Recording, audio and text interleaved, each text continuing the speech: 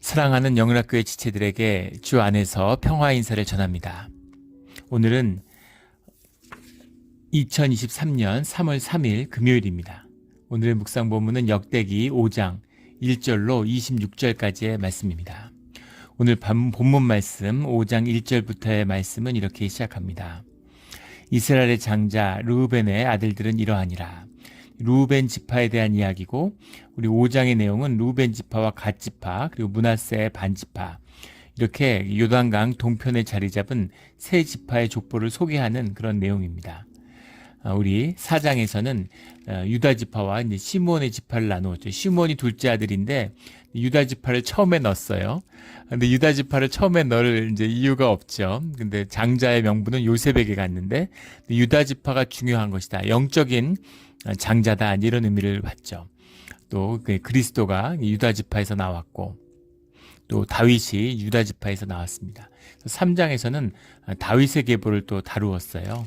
유다 지파가 중심이다라는 걸 밝히는 것이 역대기의 중심인 것이죠. 그래서 먼저 유다 지파를 소개하고 시므온 지파를 소개하고 르우벤 지파를 이야기하고 있습니다. 르우벤의 아들들은 이러하니라. 그다음에 르우벤은 장자라도 그의 아버지의 침상을 더럽혔으므로 장자의 명분이 이스라엘의 아들 요셉의 자손에게로 돌아가서 족보에 장자의 명분대로 기록되지 못하였느니라. 이렇게 기록하고 있습니다. 아버지의 침상을 더럽혔다라는 건 이제 창세기 35장에 나오는 빌하의 사건이죠. 장자의 명분이 요셉에게 넘어갔기 때문에 장자는 2배의 분깃을 받죠. 요셉의 지파는 에브라임의 지파와 므낫세의 지파로 2개의 지파로 들어오게 되는 거죠. 그리고 레위 지파가 이제 제사장의 지파로 빠지게 됩니다.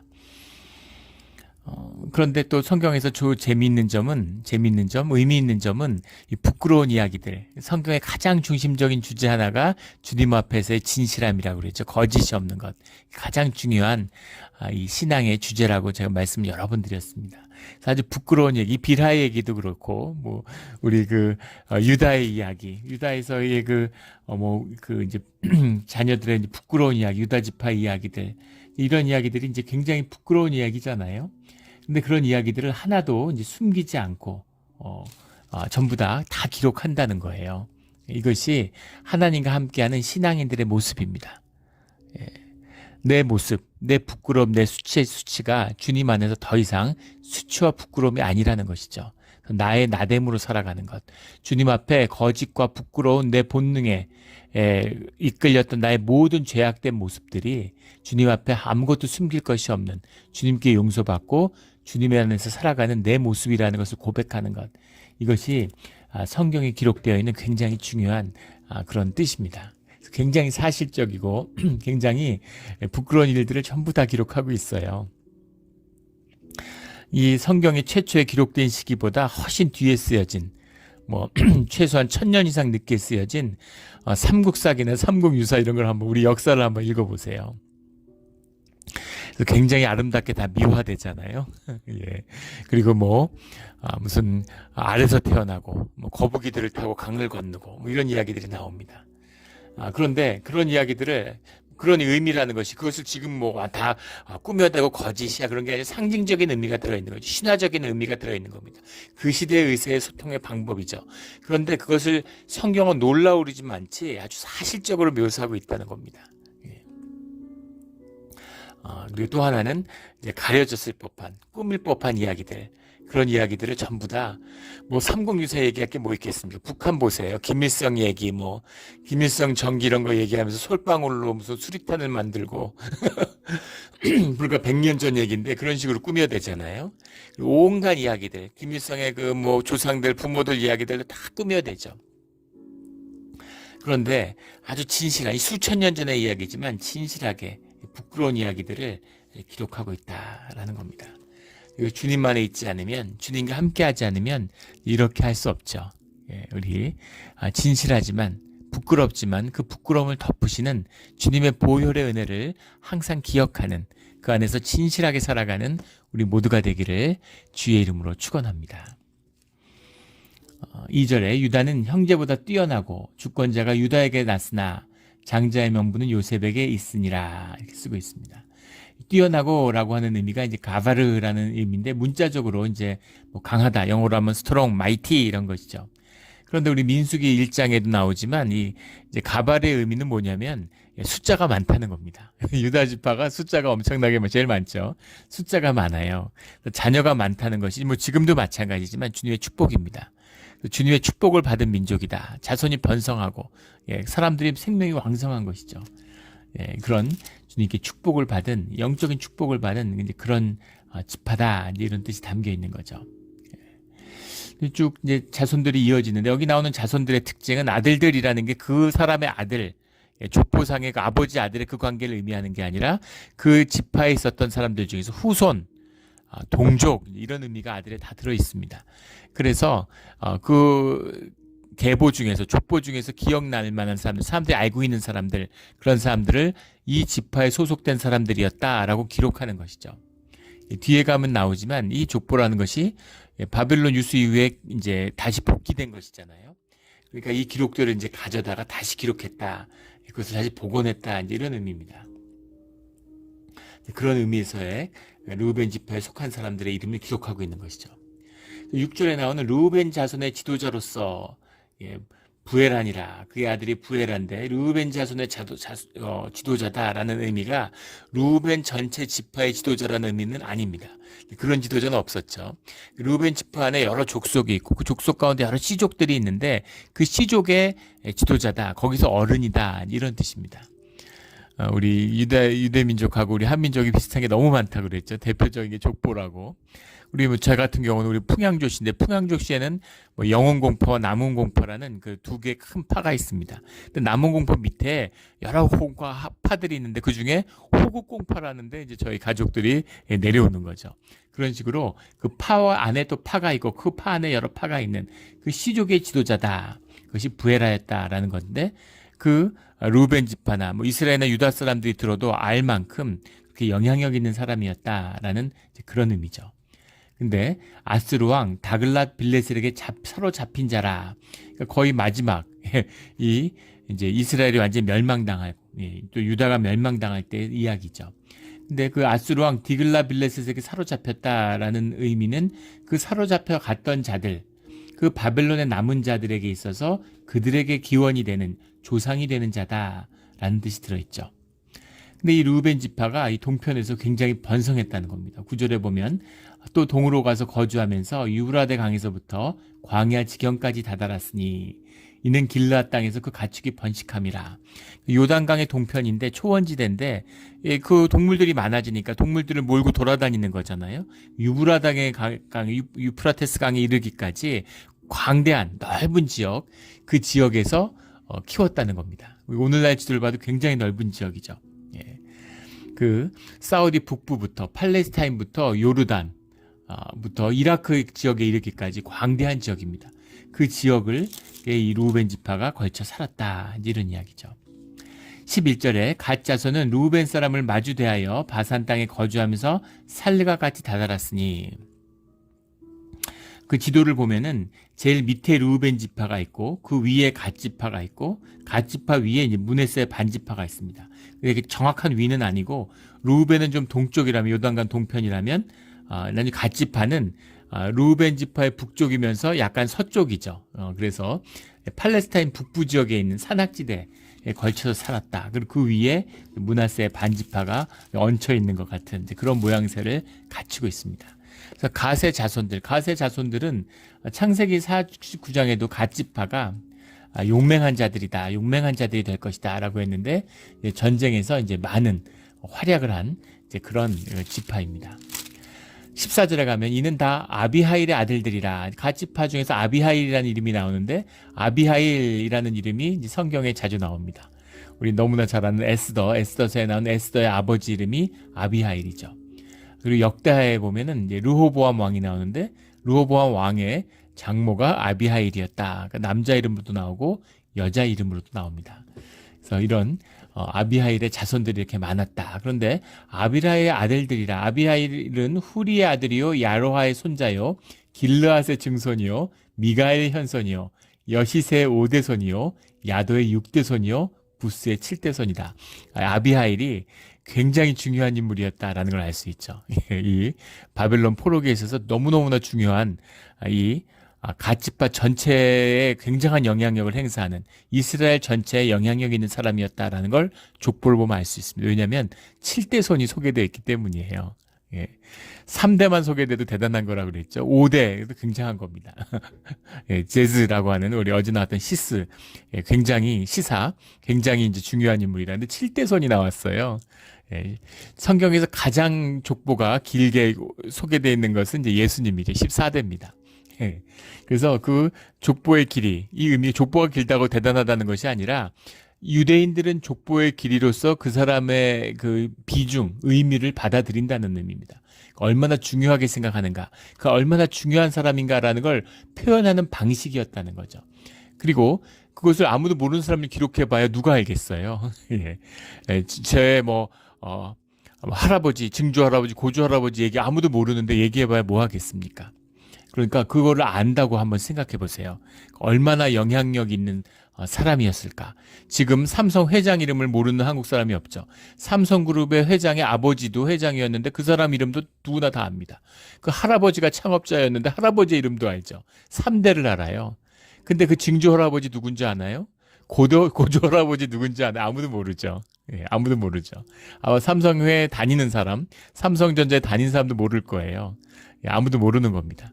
그런데 지금의 회장의 아버지와 할아버지들까지는 알죠. 예, 그러니까 얼마나 영향력 있고 그런 겁니까? 그런데 7대를 얘기하는데 그 이름을 사람들이 다 기억하고 알고 있다. 대단한 거죠. 얼마나 영향력 있는 집안이었느냐 하는 것을 알 수 있습니다. 그래서 아비하일의 이름이 이렇게 기록되어 있는 것이죠. 지금에 와서는 아비하일이 누군지, 어떻게 살았는지, 뭘 했는지 전혀 알 수 없습니다. 그러나 적어도 이스라엘 가운데, 특별히 갓지파 가운데에서는 굉장히 중요하다. 갓지파만이 아닐 겁니다. 사실은 이 세 지파가 전부 다 바빌론에 이제 끌려가서, 사실 이전에 이미 이제 이스라엘이 멸망하면서 무너진 것이죠. 그래서 끌려가는 포로기가 돼서 흩어지게 되는데 그 시기에도 불구하고 이들이 갓지파의 후손으로 되어서 사실은 바벨론의 유수 때 회복된 그런 사람 중에 있었을 거예요. 물론 기록에는 나와 있지 않지만 그렇게 짐작해 볼 수 있는 거죠. 그렇게 살아남은 예루살렘에 돌아온 사람들, 이스라엘로 회복된 사람들 가운데 기억되는 이름이라, 같이 돌아온 사람이 아닐 수도 있지만 돌아온 사람들의 조상으로 기억되는 그런 영향력 있는 신앙의 인물이었을 것이다 라는 것을 짐작해 볼 수 있다는 것이죠.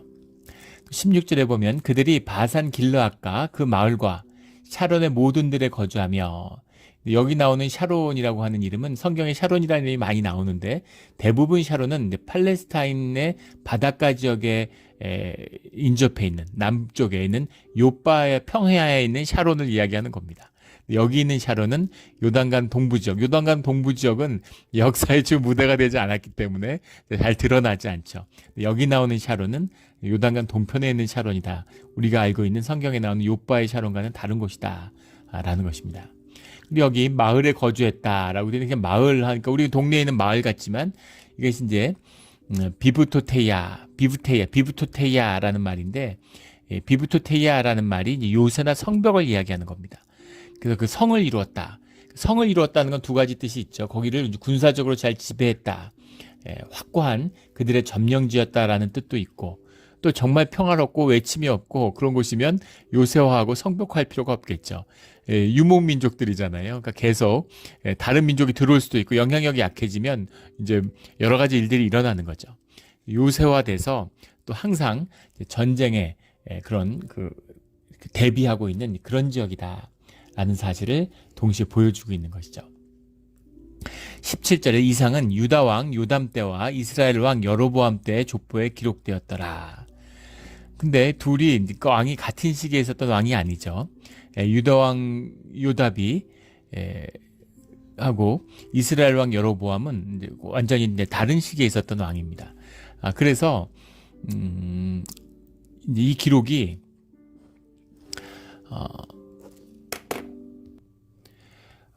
그 이스라엘 왕 여로보암이 먼저 있었고, 둘이 산 시대가 여로보암의 때가 완전히 끝난 다음에 이제 요담은 그 뒤에 시작됩니다.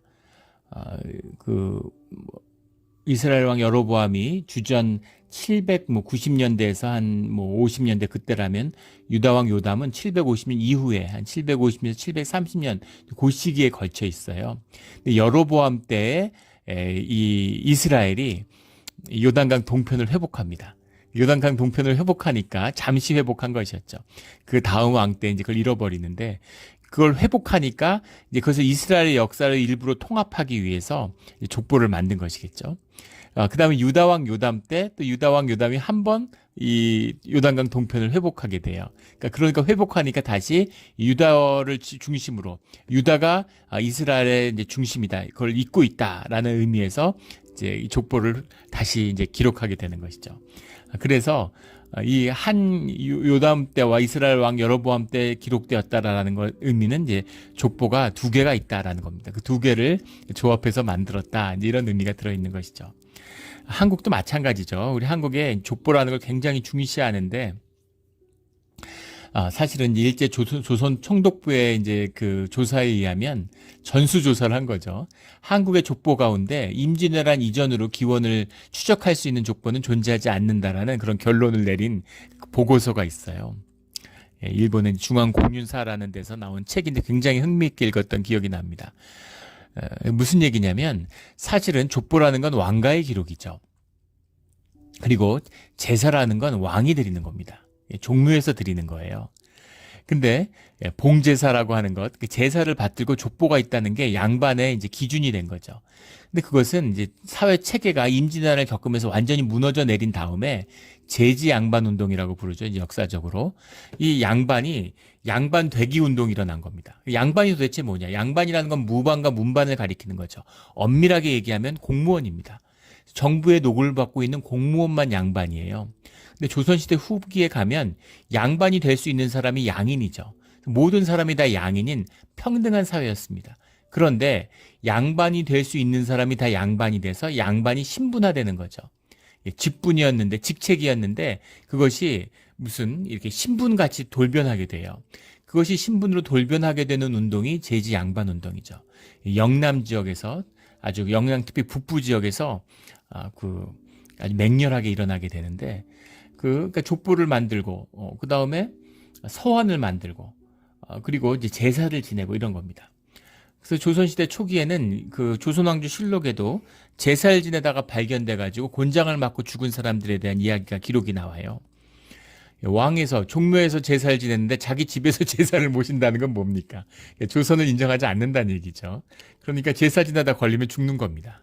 그런데 여기저기서 다 집집마다 제사 지내고 이랬을 리가 없죠. 제사를 지내지 않았고 제사를 지낸 건 조선시대 중기 이후에 후기로 가면서 이제 광범위하게 퍼져 나갔다는 거예요. 그래서 이제 뭐 제사에 대한 한국 여러 가지 이제 그런 이야기들이 있죠. 제사에다가 뭐 고기 올리고 뭐 그런 거 올리는데 그 김종직이라고 하는 그 굉장히 유명한 유학자가 있죠. 그 시절에 이제 조선시대 때 그런 막 논쟁이 있었는데 조광조의 이제 제자잖아요. 근데 그때 그 제사에 대한 논쟁이 있습니다. 제사에 대한 논쟁 중에 눈에 들어왔던 것은 저희 예전에 동양학을 공부할 때 산적을 올리느냐 마느냐라는 거. 산적을 기름으로 굽잖아요. 부침개를. 그러니까 기름을 쓰는 것이 제사의 양식에 맞느냐는 걸 가지고 논쟁을 벌이는 겁니다. 기름기 같은 걸 좋게 보지 않는 것이죠. 하물며 부침개 올리는 것을 꺼리는데 고기를 올렸겠어요? 근데 뒤에 이제 좀 잘 살게 되고 여유가 생기니까 제사 때 고기 먹는 것이죠. 사람들이 고기 먹으려고 올린 거예요. 그런데 마치 제사 음식이 이렇게 딱 정해져서 그대로 하지 않으면 큰일 나는 것처럼 그게 이제 율법화되는 거죠. 경직되는 겁니다. 그래서 제사 안 지내면 큰일 나는 것처럼 기독교가 제사와 충돌해서 얼마나 많은 순교자를 냈습니까? 근데 뭐 제사를 무슨 삼국시대부터 드린 것처럼 내가 뭐 김수로 왕의 몇 대 손이라고. 근데 사실은 김해김씨 후손들이 들으면 펄쩍 뛰겠지만 김해김씨 맞나요? 광산김씨인가요? 김해김씨인가요? 그러나 사실은 이제 굉장히 허구적인 면이 많다 이런 것입니다. 그럼 뭐 다 뻥이고 다 의미 없는 것이냐? 그렇지 않죠. 정신적인 의미가 들어있는 것이죠. 그것을 이제 복원하는 의미가 들어있는 겁니다. 이 역대상에 나오는 족보는 어떨까요? 이걸 쭉 기록해가지고 무슨 호적처럼 쫙 기록해서 넣은 게 아니잖아요. 많은 사람들이 빠져 있습니다. 한국 족보에서 얘기하는 실전 문제가 있는 거죠. 그러나 이 의미를 다시 기록한다고 하는 것은, 이 12지파의 의미를 다시 새긴다고 하는 것은 우리가 주님께 부름받은 야곱의 후손이다. 우리가 주님의 백성이다 라는 것을 복원하는, 회복하는 그런 정신적인 의미가 있다는 것이죠. 그래서 이것을 뭐 혈통적으로 이해하는, 지금의 오늘날의 유대인들이 이것이 뭐 혈통인 것처럼, 그 초대 그 기독교에 있어서 이것을 마치 혈통인 것처럼 배척하고 배타적인 뭐 유대인이 있는 것처럼, 이것은 말도 안 되는 소리라는 것이죠. 항상 복음이, 구속이, 이 역대기의 정신도 구속사죠. 주님의 구속의 역사가 이 역사의 중심이다. 그 구속의 가운데서 신앙과 믿음의 이름으로 기록되는 사람들이 우리의 조상이다. 이 뜻이 들어있다는 겁니다. 이 믿음과 구속의 의미를 잊지 않는, 우리가 이 이스라엘임을, 우리가 새로운 이스라엘인 것을 기억하는 우리 모두가 되기를 주의 이름으로 축원합니다. 19절에 그들이 하갈 사람과 므낫세 반지파에 대한 이야기가 18절부터 나옵니다. 루벤 자손과 갓 사람과 므낫세 반지파에서 나가 싸울 만한 용사, 곧 능기 방패와 칼을 들고 활을 당겨 싸움에 익숙한 자는 44,760명이라. 그러니까 이들이 요단 동편강, 요단강으로 갈라져 있고, 또 따로 제사도 따로 모시고, 이런 걸 하기 때문에 이 세 지파가 어우러져서 한 지파처럼 그렇게 같은 공동생활권 내에서 함께 살아가는 동족이 되었다는 것이죠. 19절에 그들이 하갈 사람과 여드로와 나비스와 노답과 싸우는 중에, 하갈이라고 하는 건 이제 아브라함의 첩 하갈의 후손들을 말하는 거죠. 그래서 아라비아인들입니다. 아라비아 산막에 살고 있는, 아라비아와 겹쳐 있으니까 요단강 동편이 또 이제 유목을 하니까 서로 넘나들면서 계속 충돌을 빚는 거죠. 그래서 하갈과 여드로와 나비스와 노답은 우리가 알고 있는 민수기나 여호수아서에 나오는 가나안 정복 과정에서 만나는, 그때는 아모리인들과 싸우는 것이죠. 이건 아모리인들이 아니고 이런 아라비아 쪽에 있던 사람들, 그런 사람들과 계속해서 전쟁이 이어져 갔다. 전쟁이 있으니까 더 단합하고 더 뭉쳐서 싸웠겠죠. 20절에 가면 도우심을 입었으므로, 하나님의 도우심을 입었다는 얘기죠. 그들이 싸울 때 하나님께 의뢰하고 부르짖음으로 하나님이 그들에게 응답하셨습니다. 그들의 싸움에서 이겼다는 거죠. 그리고 그 땅을 차지하고 다스리게 되었다는 겁니다. 22절에도 이 싸움이 하나님께로 말미암음이라, 이렇게 큰 승리를 거두고, 대적의 짐승, 낙타 5만 마리, 양 25만 마리, 낙이 2천 마리. 지금 보면 그렇게 크게 보이지 않을 수 있겠지만 지금 봐도 큰 것이죠. 그때는 어마어마한 역사의 기록에 남길 만한 놀라운 이런 성취와 노획물을 가졌다라는 겁니다. 그 이유는 이 싸움이 하나님께로 말미암았습니다. 하나님 때문에 싸운 거기 때문에 하나님이 책임을 져주셨다는 것이죠. 이것이 이제 우리 신앙의 비밀이죠. 무슨 일을 하든지 하나님으로 말미암아 해야 됩니다. 우리 예전에 한 선교사님이 그 말씀을 전하면서 그 기억이 오래 남는데, 라면 한 그릇을 밤에 끓여 먹어도 하나님으로 말미암아 하나님의 이름으로 끓여 먹어야 된다. 그것이 신앙인의 모습이다라고 말씀하셨던 게 기억이 납니다. 주님으로 말미암아 이루어진 일이기 때문에 주님의 영광이 함께했다. 23절에 그들이 번성했고, 24절에 다 용감하고 유명한 족장이었더라. 그들이 축복받고 아주 그 흥왕하는 그런 민족이 되었다. 그런 종족이 되었다. 지파가 되었다. 이런 축복의 말씀이죠. 그런데 오늘의 결론에 나오는 25절, 26절의 말씀. 그들이 그들의 조상들 하나님께 범죄하여 하나님이 그들 앞에서 멸하신 그 땅 백성의 신들을 간음받아 섬긴지라. 그렇게 요단강 동편을 완전히 석권하고 차지했는데, 근데 문제는 뭐냐면 그 지역에 퍼져 있는 우상숭배에 빠져들게 되었다라는 겁니다. 우상숭배에 빠져들게 되었다. 왜 빠져들었을까? 우리의 이제 본능이 그곳을 향하고 있기 때문인 거죠. 26절에 그러므로 이스라엘 하나님이 아스루 왕 불의 마음을 일으키시고 아스루 왕 다글라 빌레셀의 마음을 일으키심에 곧 르우벤과 갓과 므낫세 반지파를 사로잡아 할라와 하볼과 하라와 고산 강가에 옮긴지라. 그들이 이제 그 유수의 노예의 백성이 되었다라는 거죠. 그 유프라데스 강에 이제 상류에서 지류로 흘러나오는 카불강이라는 것이 있는데 그 카불강가에 있는 지명들이죠. 그 강가에 이제 모여 살게 되었다. 여기 아수르 왕 디글랏 빌레셀과 아수르 왕 불은 같은 인물입니다. 풀이죠, 원래는. 그 이제 불이 다글랏 빌레셀이 왕이 되기 전의 이름인 것이죠. 왕자 때부터 정복 전쟁을 시작했는데 세종대왕의 이름이 이도죠. 예, 자기 이름은 이도인데 근데 왕이 된 다음에 왕의 이름으로서 이제 세종이라는 이름을 얻은 것이죠. 왕을 할 때는 세종이 아니었죠. 그냥 왕인 겁니다. 예, 그런데 왕이 끝난 다음에 다음 왕이 됐을 때 세종이라는 이름을 추중받게 되는 것이죠. 그래서 디글랏 빌레셀은 왕의 이름이고 불은 이 디글랏 빌레셀의 개인의 이름인 것이죠. 불이 왕이 돼서 디글랏 빌레셀이 된 겁니다. 디글랏 이제 빌레셀이 이제 멸망하게 되는데 이제 그 디글랏 빌레셀은 3차 침공이죠. 아수르가 3번의 침공이 있었는데 마지막 침공 주전 733년에 시작된 1년에 걸쳐서 이제 이 요단강 동편 지역을 이제 완전히 석권하게 되죠. 그때 이제 그 3차 침공 때 왕입니다. 근데 그들의 마음을 그러니까 하나님이 아수르 왕 디글랏 빌레셀을 들어서 이스라엘을 치는데 쓰신 거죠.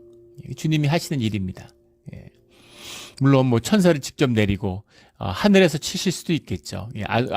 아수르를 치실 때처럼. 그런데 이 히스기야 왕 때 예루살렘을 포위한 그렇게 치시는 방법도 있고 또 지상에 있는 군대를 끌어다가 주님이 쓰실 수도 있고 주님이 뭐 뭘 못하시겠어요. 그렇게 이제 주의 자녀들을 벌하셨다라는 겁니다. 그 이유가 뭐냐면 여기서 한 가지 문제는 뭐냐면 25절에 그들이 누구냐? 그들이 므낫세 반지파의 사람들이냐? 아니면 세 지파 모두를 이야기하는 것이냐로 볼 수 있겠죠. 세 지파 모두 간음했을 거라고 보는 게 더 타당할 겁니다. 그리고 설령 므낫세 반지파가 했더라도 그들의 죄를 모두가 함께 지는 것이죠. 한 종족이니까, 한 형제니까. 그래서 이제 이것이 이제 주님의 부르심, 이 영적인 묶임에 섭니다라는 거죠. 간음받아 섬겼다. 근데 이것이 이제 우리가 왜 그랬을까 도대체? 왜 이들은 자꾸 이제 우상숭배에 빠져들까라는 겁니다.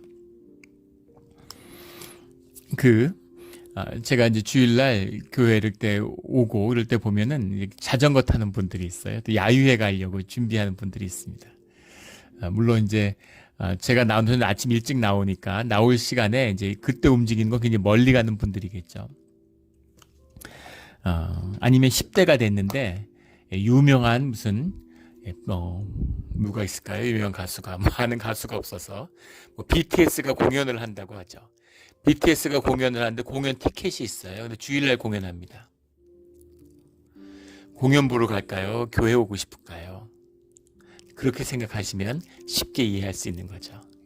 슈퍼볼 하는데 슈퍼볼 오후에 하니까 상관없지만 같은 시간에 슈퍼볼 한다고 한번 생각해 보십시오.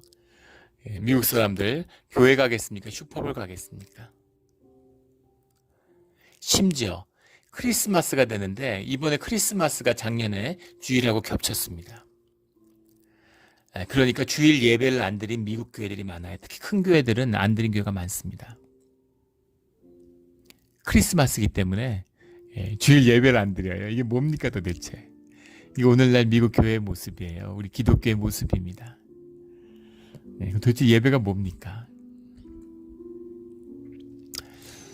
그래서 나쁘다는 것이 아니라 이 간음하고 그 시대의 세상, 그 시대의 종교, 그 시대에 가면은 막 거기는 술을 먹고 막 춤을 추고 마약하고 같이 혼음하고 기쁨과 쾌락이 넘쳐나는데 와서 기도하고 찬양하고 말씀 읽고 좋겠어요? 당연히 글로 끌리지 않겠습니까? 글로 끌리는 것도 문제인데 하나님 안타까워하시는 거죠. 근데 문제는 뭐냐면 더 악한 건 간음하듯 섬겼다라는 이 의미는 뭐냐면 결국에는 이 야훼 숭배를 주님의 성전의 제사를 이런 이방의 우상 숭배로 바꾼 겁니다. 이것이 이제 므낫세나 그런 시대에 이루어진 일이죠.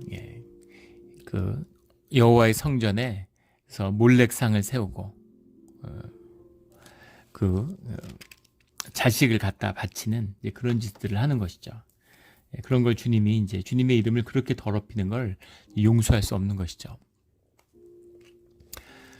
로켓가 이렇게 지구를 위해 뜨는데 엄청나죠. 수백 톤짜리 어마어마한 거대한 빌딩 같은 그런 로켓을 만들어 이제 쏘아 올립니다.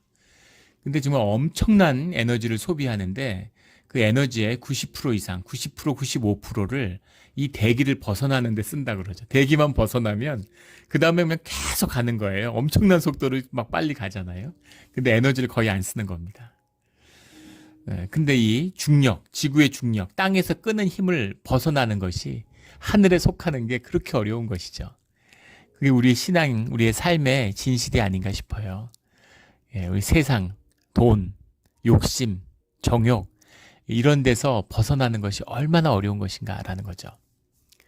이걸 벗어날 수 있을까요, 없을까요, 사람이? 성경의 대답은 분명합니다. 성경은 착하게 살아라는 책이 아니에요. 이 성경을 모르는 분들, 읽어보지 않은 분들이 그런 소리 하는 분들이 있습니다. 무슨 불경이나 또 뭡니까 이런 여러 가지 종교적인 서적들, 그런 그런 책들과 성경과 다 결국에는 착하게 바르게 살라고 얘기하는 게 아니냐고 그렇게 얘기하는 분들이 있어요. 그런 분들은 사실 아무것도 안 읽어본 분들이죠. 그냥 짐작하는 겁니다. 그러면은 그런 분들 뭐라고 말씀드리냐면, 성경을 한번 읽어보시면, 저도 똑같이 읽어보고 당황하고 놀랐는데, 성경은 바르고 착하게 살라고 이야기하는 책이 아니고, 절대 너희는 바르고 착하게 살 수 없다고 이야기하는 책이라고 그렇게 말씀드려요. 절대로 본능을 못 이깁니다. 우리의 생각과 우리의 이성이 있지만 생각은 마음은 몸을 못 이겨요. 이것이 영의 본질입니다. 그런데 그것을 이길 수 있는, 본능을 다스리며 살아갈 수 있는 유일한 비밀은 성령이 주님이 우리와 함께 하실 때입니다. 주님이 우리와 함께 하시는 증거, 우리의 삶의 표적이 교회예요. 두세 사람이 내 이름으로 모인 곳에 주님이 함께 하시겠다고 하는 주님의 약속이 우리와 함께 하고 있는 것입니다. 그게 우리의 신앙이고 우리의 믿음 생활이에요. 집에서 유튜브 보면서 예배드리고, 내가 마음이 너무 순결하고 깨끗해서 나는 정말 바르게 살아. 교회는 다 썩었는데 나는 깨끗하구나. 천만의 말씀이죠. 그런 분들은 굉장히 조심하셔야 됩니다. 그런 분들은 굉장히 조심하셔야 돼요. 주님을 모르고 예배 안 드리는 사람은 벌을 받지 않을 수 있지만, 그런 걸 갖고 있는 분은 주님이 반드시 엄벌에 처하십니다. 신앙이 뭔지, 주님이 함께하는 게 뭔지, 복음이 뭔지를 전혀 모르는 자들이죠. 그것이 이 새 지파에 주님을 모르지 않아요. 주님의 이름을 알아요. 말씀을 알아요. 승리의 기억이 있습니다. 그런데 그것을 다스리지 못하는, 자기의 욕정을, 자기의 정욕을, 돈에 대한 욕심을 다스리지 못하는 이 인간의 모습인 것이죠. 주님과 함께하는 그 제사와 예배의 참된 의미를, 말씀의 참된 의미를 삶에서 풀어내지 못했기 때문입니다. 이 비밀을, 이 깊은 비밀을 주님의 은혜 가운데 바벨론의 포로로 끌려간 자들, 남은 자들이 만나게 되는 것이죠. 그 남은 자들이 이 역대기를 다시 쓴 거예요. 여기저기 남아있는 그 족보와 기록들을 가져다가 다시 역대기를 구성하고, 이것이 아브라함 이래에 내려오고 있는 이 야곱의 후손들, 그들이 우리다 라고 하는 그 고백을 주님 앞에 드리는 것이죠. 이 고백이 오늘 우리의 고백이 되기를, 이런 회복이 오늘날 다 무너져 내린 기독교에서 다시 한번 소생되기를 예수 그리스도 이름으로 축원합니다. 아멘. 기도드리겠습니다. 하나님 아버지, 감사합니다. 주님이 우리에게 복 주시기를 원하고, 주님이 우리에게 말씀을 주셨는데 우리가 말씀의 의미를 깨닫지 못했습니다. 알고 있는 것처럼 예배를 드리니까, 교회에 나오니까 잘하고 있는 것 같았는데, 주님의 축복을 잃어버린 다음에야 모든 것이 무너져 내리는 것을 눈으로 볼 때가 되어서야 그제서야 우리의 영이 우리의 심령이 오래전에 무너졌음을 우리의 믿음이 오래전에 더럽혀졌음을 이제야 깨닫습니다. 주님 불쌍히 여겨주시고 긍휼히 여겨줘서 다시 한번 한국교회 이 개혁교회의 전통 가운데 주님의 회복을 허락하여 주시옵소서. 오늘 하루를 주님께 올려드리며 또 우리의 삶을 주님께 올려드리며 감사하며 예수 그리스도의 이름으로 기도드렸습니다. 아멘.